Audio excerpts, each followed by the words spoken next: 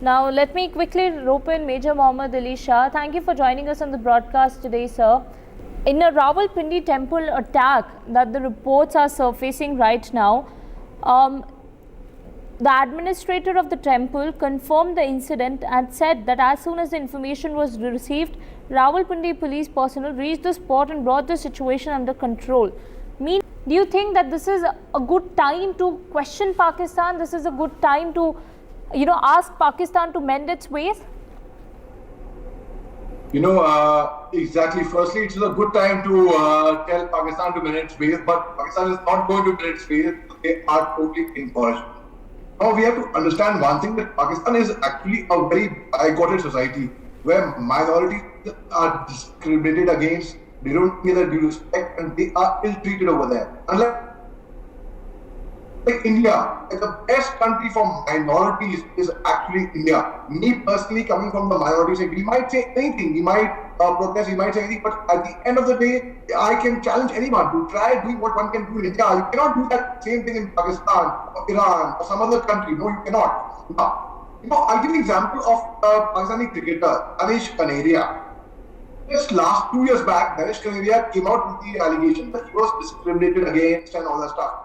And well, it was not just an allegation, it was proved right thereafter, when Shoaib Akhtar, Wasim Akram, they all endorsed what he said. He said he was forced to eat separately. His uncle was the wicket keeper during Imran Khan's regime. He was the cricket captain of the country, and he was, so obviously the next generation kept it as Danish Kaneria. And if you see logically, Danish is a very Muslim sounding name actually. So when a temple, over 100-year-old temple in Rawalpindi is destroyed, it is extremely unfortunate. If such a thing would have happened of any community in any other country, oh my God, they would have been vexed, they would have been held to pay. Now one Sikh gentleman joins the army in Pakistan with a big news. Oh, the first Sikh officer joins the Pakistan army. Come on. I mean, it is a very regular thing. When I was serving in the army, my commanding officer never saw me as, okay, he's lieutenant or captain or Major Mohammad Ali Shah, he's from the minority community. No, I was always trusted upon. I was always given my due respect. And India is, at the end of the day, a secular country, no matter what we say. Now, Imran Khan comes over and goes to UN, goes to the founder of Facebook, Mark Zuckerberg, and says, look what's happening in India. The minorities are being ill-treated, so to say, which they're not actually, so to say. And he says that there is anti-CA, he's trying to support where he's anti-application of Article 370, not of his business. Just yesterday, China also not their business, where China said that, okay, we are encouraging the peace talks between India and Pakistan, then positive energy from both the countries is going to come in. Not of their business.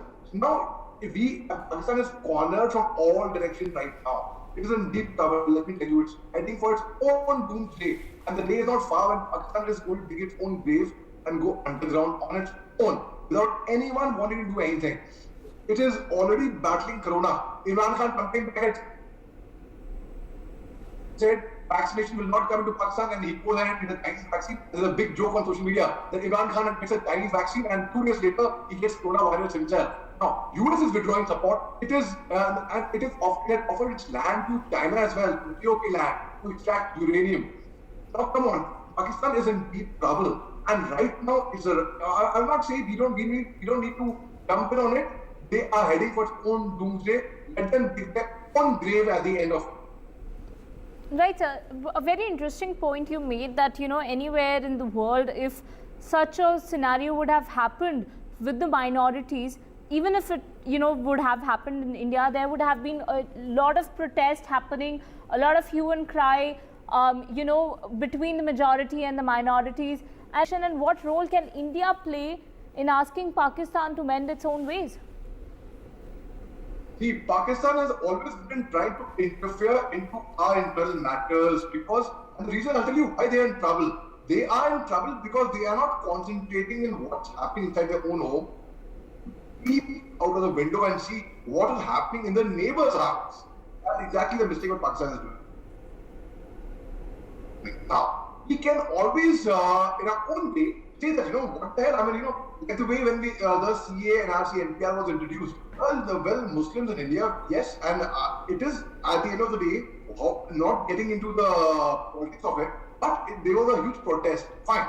Now, if you say you're not taking anyone's citizenship but giving citizenship, Pakistan should know how to respect the religion called humanity first, and then after it is all, they have become so radicalized that they feel that it is only them and nobody else. I think a secular country, like when we say India is a secular nation, where it is it is not a democracy, it is a republic, People's Republic of Pakistan. Pakistan, I mean, I think Pakistan will not win its face, so I don't think we should be really wasting our time on that. But yes, we can convey a message to them nicely in a very polite manner that listen, what you are doing with your minorities is unacceptable, and though it's none of our business, because we are not going to make a what mistake with China and Pakistan are doing, but the whole world should actually rebuke them on their own level, be it on social media, be it anywhere else, and let Pakistan be shamed. Name, and that's why we call it name and shame, and a big shame on Pakistan.